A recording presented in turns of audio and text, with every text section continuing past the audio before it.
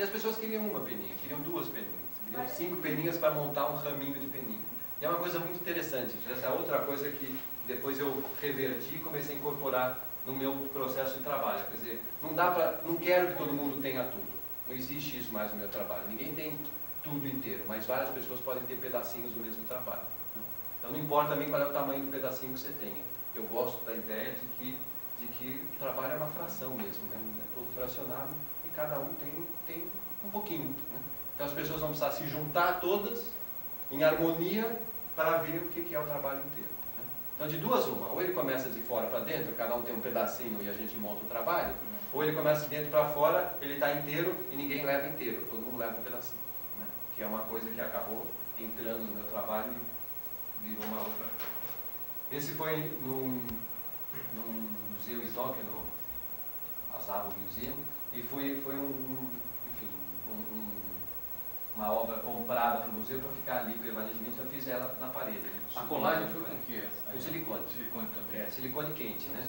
Então você usa aquela pistola de silicone quente, ela é molinha, você espeta ali, quando ela endurece. Hã? Azavo. Azavo. Em Roppongi, Tóquio.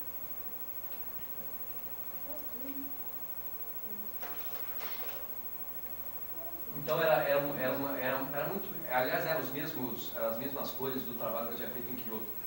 Eu tinha essas penas a mais. Eu voltei para fazer essa instalação lá. Então era bem na entrada do museu. Você entrava no museu, ficou quase como um altar ali.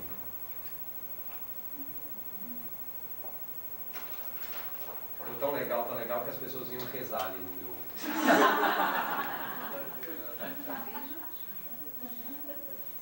Vocês querem ver?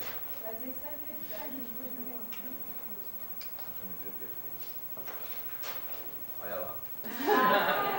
O japonês caía de 4 quando via que eu Era você, não sou eu, não. Quem está tirando a foto? Não, é um amigo meu, aquele brincadeira que fez lá no negócio. Eu nem ia deixar. Este foi num outro museu. Já era não era nem tanto uma instalação, era uma coisa dentro de uma exposição. E foi feita em cima do carpete. Aí não tinha nem cola nem nada, né? Quer dizer, eu tinha preparado as peninhas antes, né? Elas estavam todas emendadinhas juntas com um potinho de silicone. E foi só um arranjo, na verdade, né? Dessa forma aí, dessas duas formas.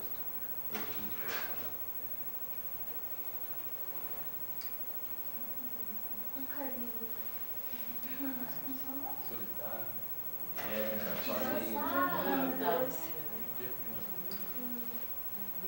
Então, na verdade, cada elemento desse, né, cada elemento desse aqui é uma coisa individual. Não existem dois iguais, idênticos não tem mesmo, é uma coisa feita aleatoriamente. Né? Mas eles têm virou o meu elemento, né? Aliás, não tem nome até hoje, né? Chama de peguinha, foicinha, palitinhos. Não tem nome, né? Pena de quê? Não é pena, é uma folhinha de papel feita à mão. Que é uma folhinha. Não, no começo eu mostrei como é que eu cheguei a essa folhinha. Foi uma síntese do processo de papel que eu realizei com o meu próprio corpo. Então, mastiguei o trapo, botei o trapo numa cumbuca, formei a folhinha, prensei com os dedos. Então, quer dizer, aquilo ali foi, na verdade, o fim da reta aqui da minha especialização com o papel, onde eu falei, bom, o que eu faço com tudo isso que eu sei? Eu faço essas peninhas aí. Essa foi uma instalação no MAN, foi a maior que eu fiz até hoje, tinha 50 metros de comprimento. Então, tinha 30 mil elementos, foi feita no MAN lá em São Paulo. Como? Não, é massinha de modelar, pintada de preto, porque o chão era preto, né? Então eu escondi ela, massinha de modelar. Fiz uma minhocona de massinha de modelar, grudei ela no chão, né? Deixei ela retinha, pintei de preto e espetei na massinha de modelar. Mas ela ia da porta do museu praticamente até o fundo. Né? E a prensagem disso aí, você continuava fazendo com o dedo, não? Não, aí eu montei um esquema de produção em massa, porque eu preciso dessas peninhas em grandes quantidades. Eu vou fazendo, boto ela no feltro 50 por 70, acaba em 100 ali. Cobre, eu faço 1000 por hora. É rapidíssimo.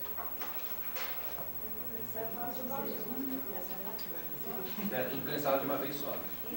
Essa cor toda que está aqui, quer dizer, depois daquela experiência na Alemanha, do tingimento, eu comecei a incorporar a cor. Só que aqui é tudo pigmento na massa. Né? Então é uma cor permanente, é uma coloração, é o pigmento misturado na massa na hora da formação da folhinha. Né? Então, lá no estúdio em São Paulo, eu tenho caixas e caixas, tem um terreiro lá, um quarto de 3x4 que só tem peninha, tem quase 1 milhão de peninhas guardadas. Para fazer a instalação para os próximos 10 anos. Aquele pequenininho que está lá no mar. Aquele é um pedacinho dessa instalação do MAN. Porque, por incrível que pareça, eu vendi essa instalação, a empresa comprou. Só que ele só tinha 48 metros de espaço, sobraram 2. Um eu dei para o Mac e um ficou para mim. Então sobrou 2 metros que eu montei numa caixinha, um foi para o Mac e um ficou para mim. Esse espírito todo, quer dizer, essa coisa da participação, da incorporação, né, do elemento individual, da contribuição e tal, da dimensão do trabalho, da parte, do todo, quer dizer, essa coisa toda foi amadurecendo e eu fui aplicando isso, fui levando isso para outras ideias, para outras situações. Então, uma das que vocês provavelmente já conhecem é o painel que estava, né, hoje nós fomos lá visitá-lo e não está mais. Você já sabe, no 10º andar, em frente ao restaurante. Ah, é? Foi para lá? Pois é, não sabia. Mas foi feito, né, para a Câmara lá do plenário, no corredor que era o projeto, o painel para celebrar a Constituição. Como é que foi feito aquilo? Aquilo foi feito durante 6 meses, né? Eu fiquei praticamente concentrado em São Paulo, numa série de situações e eventos que eu fui criando. Eu visitei escolas, universidades, fábricas, festinhas particulares, fiquei plantado em Praça da Sé. Um monte de situações durante 6 meses. Eu propunha às pessoas, eu tinha esses quadradinhos de papel recortado, material que eu levava, tinta, guache, pincel, crayon, etc, etc. E eu pedia para as pessoas que elas desenhassem, né, as letras do seu nome, uma a uma, e ocupassem quantos quadradinhos precisassem. Então o cara lá, botava José Carlos da Silva, botava, desenhava, fazia um J assim, ia brincando. Coletei 100 mil letrinhas. Graças a Deus que o brasileiro tem nome grande. Então, um nome rende no mínimo 20 letrinhas, né?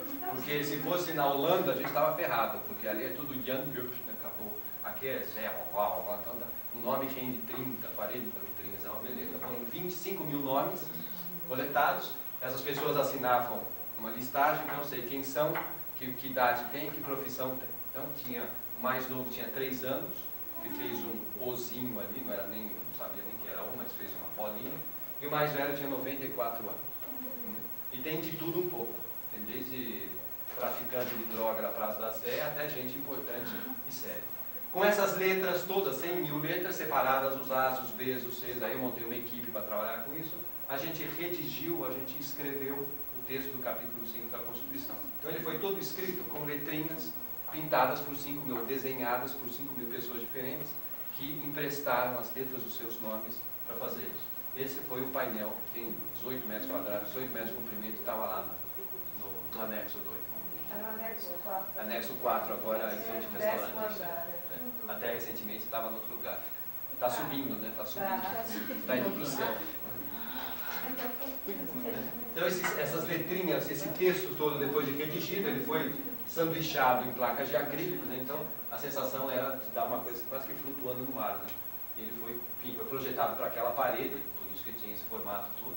E isso foi arranjado, são 8 painéis, você lia de cabo a rabo. E dá para ler direitinho, isso aqui é muito... Agora, o mais extraordinário disso tudo, vocês vão ver o que é que as pessoas reconheciam, não é isso que é extraordinário, isso agora já até é extraordinário, né? Mas isso aí foi inaugurado no dia 5 de outubro de 88. Né? E foi, enfim, um dos grandes momentos daquele dia, da celebração, da promulgação da Constituição.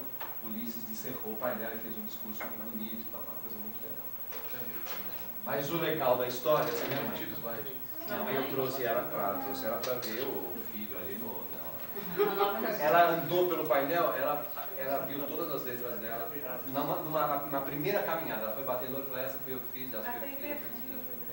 E todas está invertido. Minha mãe está certa,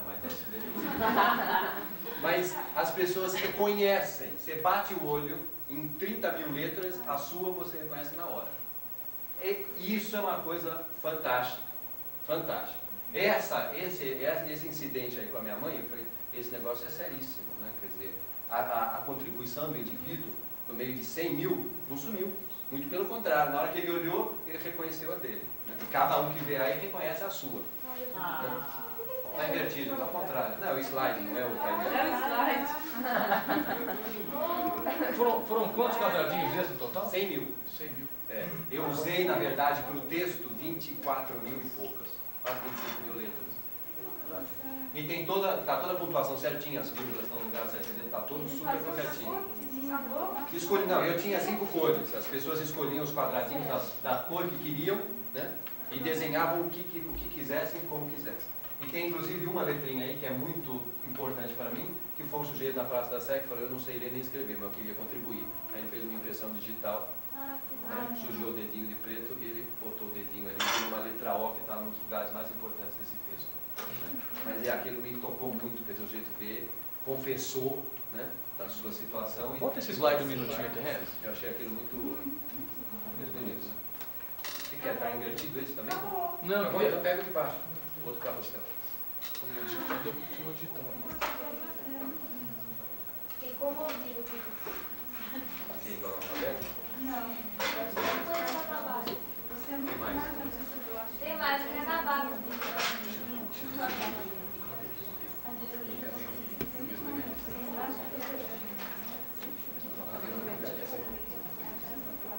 Muito bem. Curioso, mas esse trabalho, pode apagar? Esse trabalho aqui feito em Brasília acabou me gerando um convite. Também está ao contrário, esse ninguém vai perceber que está ao contrário.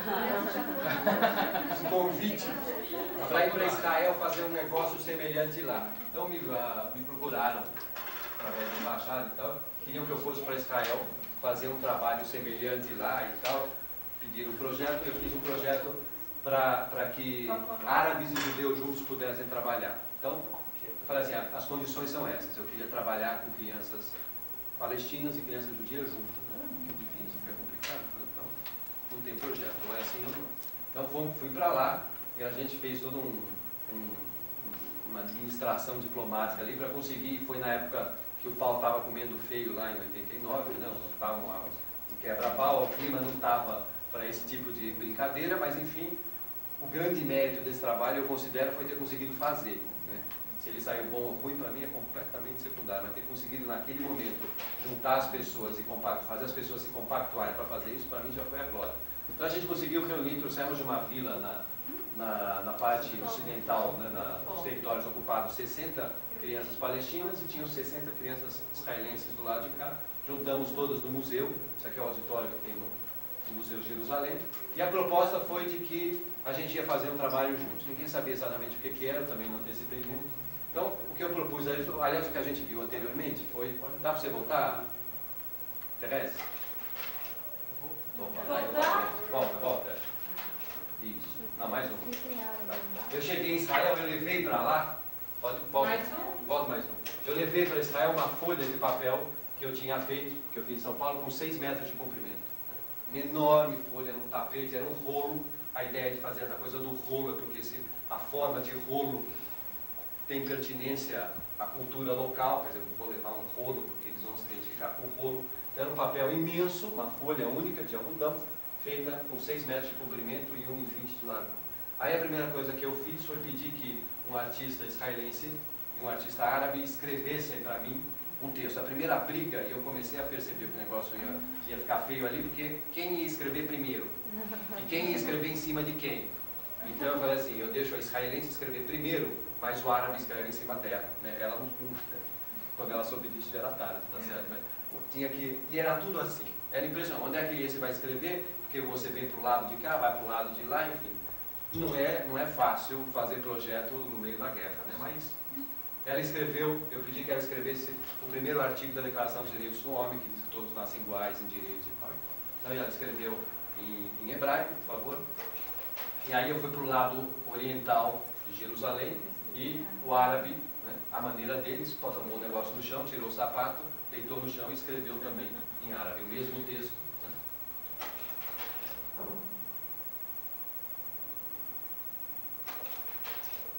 E aí a gente reuniu as 120 crianças. E o que eu propus a cada uma delas era o seguinte: vocês escolham uma cor, uma ou mais cores, por favor. e cada um vai escolher a cor que vai querer pintar a sua mão direita. Então quero todo mundo com uma mão pintada, né? Pode ser uma cor, pode ser várias cores, e tinha um pessoal que me ajudava a esparramar a cor na mão das crianças. Então, enfim, experimentaram uma vez, não gostei dessa cor, põe outra cor. 120 crianças se lambuzando de cor na mão, aí um passava a mão no traseiro do outro, estampava, aí era árabe passando a mão na cara do judeu passando a mão na cara, enfim, todo mundo na maior paz, a maior festa, a maior farra, né? Então, cada um pintava a sua mão direita, e eu, usando a mão de cada um pintada, esse era o elemento da minha imagem, eu fui pegando um por um, levantei 120 crianças naquela tarde, uma por uma, pegava pelo cangote assim, suspendia, e eu fui estampando a mão de cada uma delas no meu mural. Então, ficava todo mundo de mão levantada e eu escolhendo as cores, falava, você aqui, pegava assim, nem galinha no galinheiro, você pega pela mãozinha assim, suspende, e estampava a mãozinha dele. Agora, quem estampava era eu, ele só abria os dedinhos, eu direcionava, eu punha, eu sabia o que estava fazendo, eles não tinham a menor ideia do que estava acontecendo ali, né? Então, passou meia hora, já tinha gente azul, amarela, cor de abóbora, estava todo mundo. Então, as crianças iam me emprestando a mão pintada, né? Eu tentando administrar aquela quizumba lá, e eu ia arranjando. Né? Então, eram 120 mãos, eu imprimi 120 mãos, por favor. Só a mão direita, cada um tinha pintado, né? Aliás, aqui hoje também está invertido, parece que é a esquerda, mas a mão direita está invertido o slide. Isso, não, sempre no mesmo sentido, né? Vocês vão ver já por quê. Então eu pegava a criancinha, abre lá, pumba, carimbava. Né? Por empréstimo eu usava a mãozinha de cada um. Isso é a felicidade deles, né? Não, eles achavam o máximo, né? Achavam o máximo. Quando terminou todo mundo de estampar a mãozinha, foi todo mundo embora, aí no dia seguinte eu voltei e todas as mãozinhas viraram passarinho voando para frente. Aí eu fiz biquinho e olho em cada uma das mãozinhas, essa era a intenção, era fazer essa coisa muito simples, muito pueril mesmo, de fazer uma revoada, né, de passarinhos felizes, todas voando com as 120 mãos misturadas. Né. Depois isso foi montado, virou um belo mural e está lá, né, cedido para a universidade, ficou para a universidade de Jerusalém. Um outro projeto que eu fiz foi em janeiro de 90, quando o Bardi fez 90 anos. O Bardi é o Pietro Maria Bardi, o diretor do MASP em São Paulo. E aí eu queria fazer uma coisa para ele, mas não queria que fosse uma coisa minha, queria que fosse uma coisa de todo mundo. Então propus que a gente reunisse pessoas para coletivamente criar um trabalho e oferecer um. Então, na época se falava, o Bardi 90 anos, 90 anos, 90 anos, 90 anos. Eu fiz as contas de 90 anos traduzido em dias. Né? O que significa isso? São 32.872 dias computados os anos bissextos da vida dele. Eu falei, esse é o número, né? 32.872. Então, convocamos esse número de pessoas, né? Fizemos anúncio em jornal, anúncio de página inteira no jornal, venha ao MASP, né, fazer o presente para o Bardi. Então as pessoas vinham, juntamos 33 mil pessoas no fim de semana no museu. Como, ó, banzé, isso aqui era assim, 10 horas da manhã, quando não tinha nem aberto, né? A gente já abriu o negócio ali, já entraram 200 ali. E as pessoas escreviam uma mensagem secreta para o professor. Escreviam o que quisessem, não tinha censura. A gente dispôs esses papéis, né? E a pessoa escrevia, esses papéis iam sendo dobrados, né? Durante algum tempo, porque era um volume muito grande, eu até expunha alguns para que as pessoas pudessem ler o que estava sendo escrito, né? Escrevia, desenhava, fazia o que fosse. E essas mensagens iam sendo dobradas e enfiadas num tronco de madeira que tinha sido cortado para isso. Então, o resultado foi que a gente tem 6 metros de tronco aqui, com 32.872 mensagens. Aliás, não tem mais porque já roubaram um monte, né? O pessoal vai lá, enfia a mão e arranca, já deve estar depenado. Isso é uma árvore inteira? Não, 2 árvores. É um tronco de eucalipto, eu não sei, não, acho que são 2, porque ela não vai afinando, não. Ela mantém uma... E aí o Bardi, quando viu o que estava escrito para ele, tinha até ex-amante dele lá, maravilhoso. Mas realmente era muito emocionante ver a unanimidade, né? Esse homem é uma unanimidade paulistana, uma coisa impressionante, né? Quer dizer, das 33 mil pessoas que vieram lá, não tem uma dizendo nada, uma coisa impressionante. Quer dizer, o que ele representa, ele ficou muito emocionado, né? Quer dizer, de ver tanta gente, né, falando, podendo dizer a ele o que queria dizer. Tinha versinho, tinha as coisas mais incríveis de realmente ideias fabulosas, né? E isso ia sendo dobrado justamente para esconder, a intenção era esconder, que ninguém podia ler o que estava escrito. Estava dobrado de tal forma que não dava para você ler nada, mas você via que estava tudo escrito ali. Né? Então, intencionalmente, eu dobrava e fui fazendo esse arranjo todo, enfiando. E mesmo com essa proteção de acrílico que tem, né? As pessoas vêm por aqui, enfim, até onde o braço alcança, já arrancaram.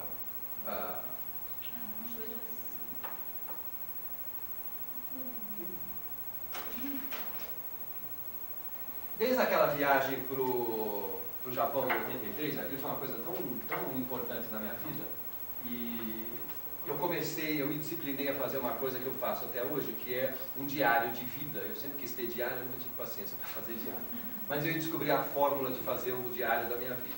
Cada dia da minha vida eu reúno as coisas que cruzaram aquelas 24 horas, que vieram ao meu conto, que vieram de pessoas interessantes, vai ver as coisas mais efêmeras que se possa imaginar. Eu faço amuletos com esses materiais. Né? Então eu tenho alguns milhares de amuletos guardados em caixas e caixas e caixas e caixas.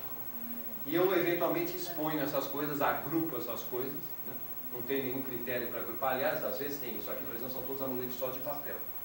Né? A maioria nem é só de papel. São coisas que vêm... Eu misturo pessoas, eu misturo lugares, eu misturo... Enfim, materiais é só para ter uma lembrança daquele dia. Né? Então eu sei, por exemplo, olhando isso, eu sei a que se refere, às vezes lembro exatamente da situação. É a maneira que eu tenho de memorizar os dias da minha vida. Né? E faço arranjos, né? Às vezes arranjos gigantescos dessas coisas. Então, numa oportunidade de me ceder um espaço muito grande, que era uma vitrine, uma galeria, que acabou virando um espaço de exposição independente, onde eu fiz a instalação de 3.000 desse amuleto. E é o que eu dou para os meus amigos, quer dizer, é um material, é o que eu vendo também, né? Quer dizer, faço grandes arranjos, eram 3.000, ao contrário, não tem a menor importância. Então eles são todos sempre espetados com alfinete como se fosse uma coleção. Né? Meu diário, na verdade, é como se fosse uma coleção de insetos. Né? São aquelas coisinhas que eu vou espetando em caixas, guardando em arranjos, em coleções. Esse espaço era um espaço fantástico. Na Galeria Documento era uma vitrina que eles tinham, mas na verdade usavam como uma vitrina para mostrar quadros. E aí eu propus a Cláudia que transformasse esse espaço num espaço de exposição. É a única galeria de São Paulo que está aberta 24 horas por dia. Né? Você passa na rua, você vê, você não precisa nem sair do carro para ver a exposição. Então você virou um espaço independente que a gente chamou de janela indiscreta. Né? O espaço se consagrou com esse nome, a janela indiscreta. Não. Isso eu fui o primeiro, eu fiz a exposição, depois ela convidou ele e outras pessoas que criaram instalações para aquele espaço. Quer dar uma parada? Não. A gente já está no fim. Né? Esses eventos todos, essas propostas, esses projetos todos, acabaram me abrindo um novo canal, né? Uma coisa que eu nunca tinha considerado anteriormente, mas que viabilizou muito economicamente a minha existência, né? Que foi a raia, né, do empresário. Né? Eu entrei no circuito empresarial, ou seja, muitos desses meus trabalhos, pela dimensão que tem, pelo custo que tem, pela quantidade de pessoas que exige para participação, não precisam ser financiados. Aí as empresas começaram a comprar as ideias para fazer isso com seus funcionários.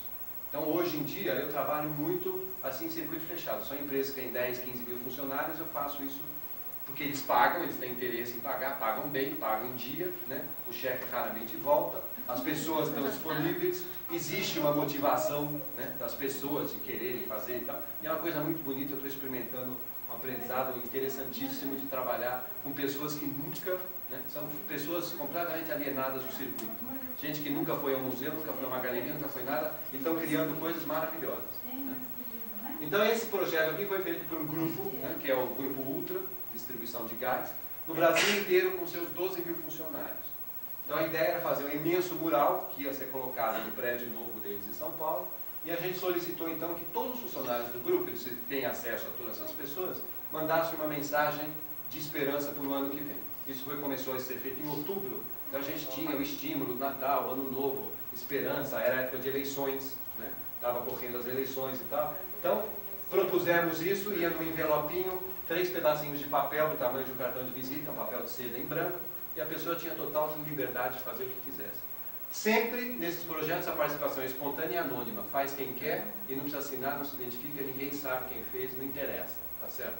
Então, a participação é tudo espontânea. E as pessoas escreviam coisas incríveis, quer dizer, a gente coletou de 12 mil funcionários, a gente teve 8 mil mensagens coletadas, das quais não tinha nem 5 que mandavam o patrão para aquele lugar, só. Quer dizer, é 0,000 menos de 1% de percentual de manifesto negativo. As pessoas realmente se sentem super enriquecidas, privilegiadas e respeitadas numa situação dessa. Mandavam as coisas e o que a gente fez com esses papeizinhos? Amassamos tudo. Por favor. Fizemos bolinhas de papel, cada um daqueles bilhetinhos virou um amassadinho de papel, uma bolinha e foi guardada numa caixa. E o meu projeto previa o seguinte: eu vou fazer um imenso painel cheio de bolinhas amassadas. A grelha que eu estava falando, que se usa para fazer, é essa aqui. Essa colmeia aqui é a que eu recomendei anteriormente para usar como negócio do molde. Tá? Então criei, fiz o projeto, fiz o desenho e mandei imprimir, mandei tingir serigraficamente 18 cores de papéis diferentes dentro de uma escala que eu previa. Papéis de seda, eram papéis japoneses, todos tingidos, um chapadão. Esses papéis também foram cortados do tamanho do cartãozinho de visita. E a gente começou a amassar o papelzinho e enfiar nos buraquinhos da grelha.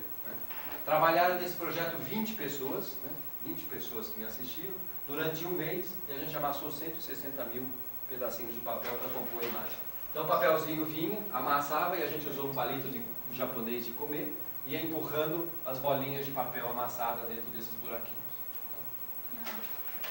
Os papéis escritos compuseram a linha branca do desenho. Então eu fui primeiro, tem um desenho aqui por baixo, que dá para ver que as pessoas estão seguindo.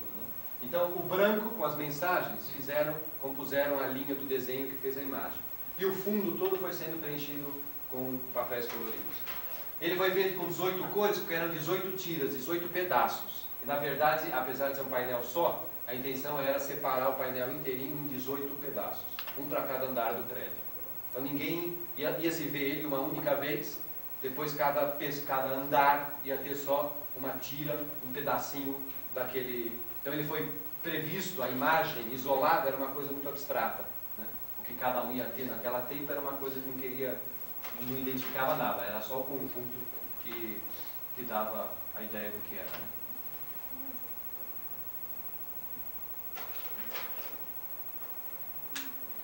E as pessoas, na medida que esses bilhetes vinham, muitos deles ficavam expostos, porque também não dava tempo não era, enfim, a velocidade com que vinha não era a mesma velocidade que a gente usava. Então eles ficavam expostos e as pessoas podiam ver, ver o tipo de comentário que surgia, o tipo de coisa. Também é uma coisa interessante. E aí a gente foi desenhando com um papelzinho amassado. O que é muito legal nesse trabalho aqui é que a gente está vendo isso a uma distância de 20 centímetros de distância. Se você estiver a 2 metros, você não tem a menor ideia do que seja. Parece uma pintura mesmo. Você precisa chegar muito perto para perceber que aquilo é papelzinho amassado.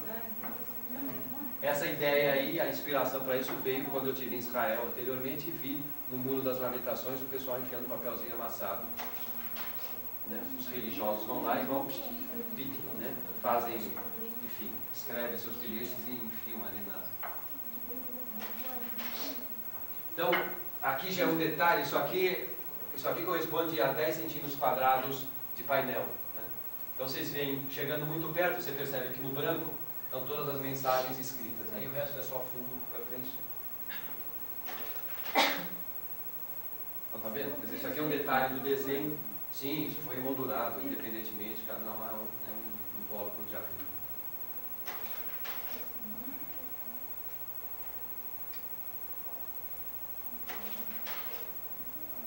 Esse era o painel quase que finalizado, Então as 18 placas dele compõem mais. Na hora que você segmenta cada uma dessas coisas, essas ideias aqui da imagem vieram com os primeiros 10 cartõezinhos que eu recebi. Então foi daqui que eu tirei a ideia: casa própria, alimentação, lazer, pátria, viagem, enfim, não sei o que, amor, outro, sei lá, as pessoas falam. Mas as primeiras 10 ideias que vieram foi a que eu decidi colocar no painel como elemento. E o último projeto, aliás não é o último, mas é o último que eu tenho em slides, e que é o mais grandioso, o mais megalomaníaco, mais ambicioso, é um projeto que eu comecei em Nova York, na escola da ONU, em 1990. E ele inicialmente foi uma encomenda da escola para fazer um projeto com os alunos da escola, para a escola. Depois ele acabou virando outra coisa e ainda continua até hoje. Essa escola da ONU é a única escola do mundo, né? É uma escola